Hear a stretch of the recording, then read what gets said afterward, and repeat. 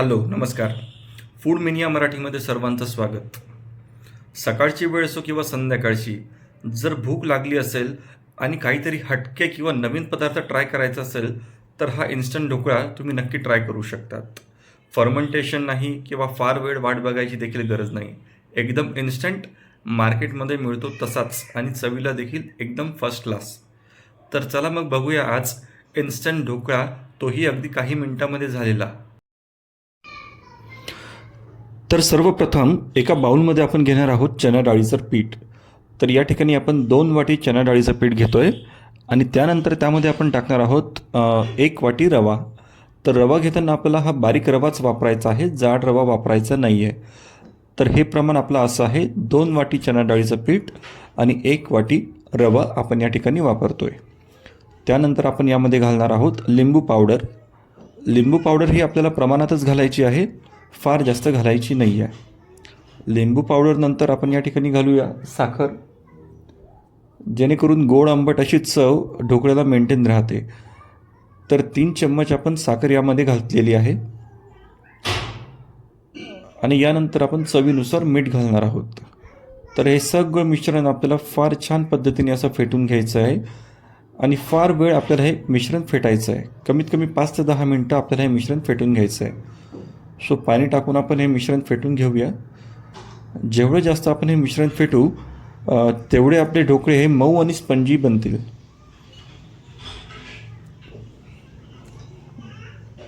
एक 5 मिनटं फेटून झाल्यानंतर आपण यामध्ये सोडा घालणार आहोत. सोडा हा आपल्याला सर्वात शेवटी घालायचा आहे. सो प्रॉपर पाणी घालून आपण हे मिश्रण फेटून घ्यायचं आहे.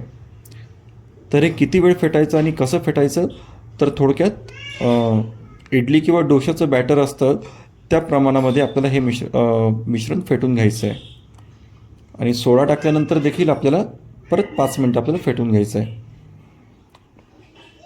याची चव परफेक्ट आहे की नाही, सो या पॉईंटला तुम्ही चेक करू शकतात. तर सोडा टाकल्यानंतर असं हे मिश्रण आपलं छान झालेलं आहे. तो एका प्लेटमध्ये आपण हे मिश्रण टाकून घेणार आहोत. तुमच्याकडे स्टीमर असेल तुम्ही स्टीमर देखील यूज करू शकतात. सो थोडं तेल आपण या ठिकाणी लावतो आहे, जेणेकरून ढोकळे खाली लागणार नाही.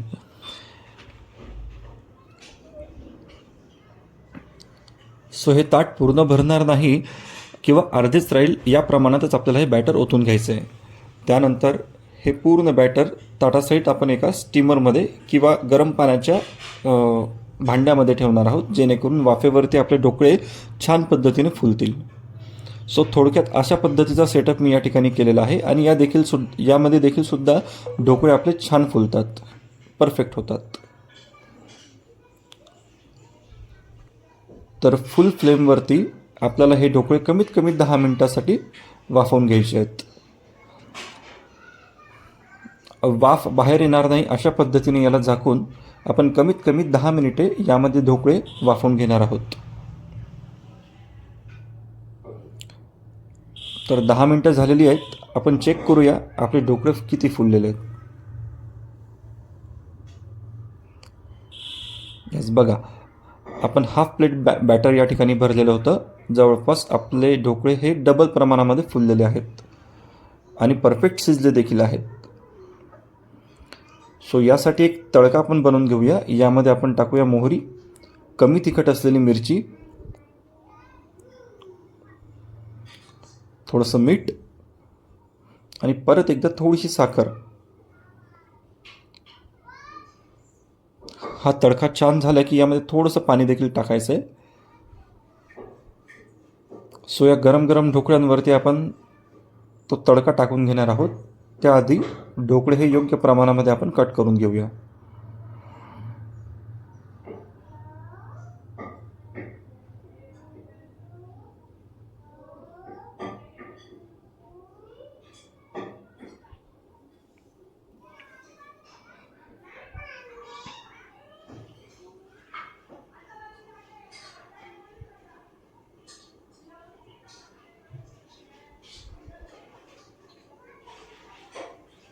आता यावरती आपल्याला टाकायचा आहे आपला तडका, मोहरी आणि मिरचीचा तडका.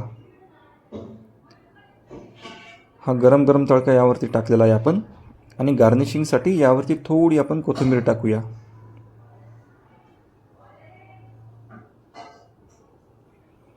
आणि सर्वात शेवटी एक बारीक शेव आपण याच्यावरती टाकूया.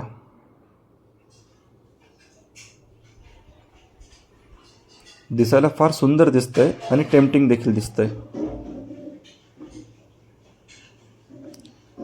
तर एक छोटासा पीस आपण बघूया.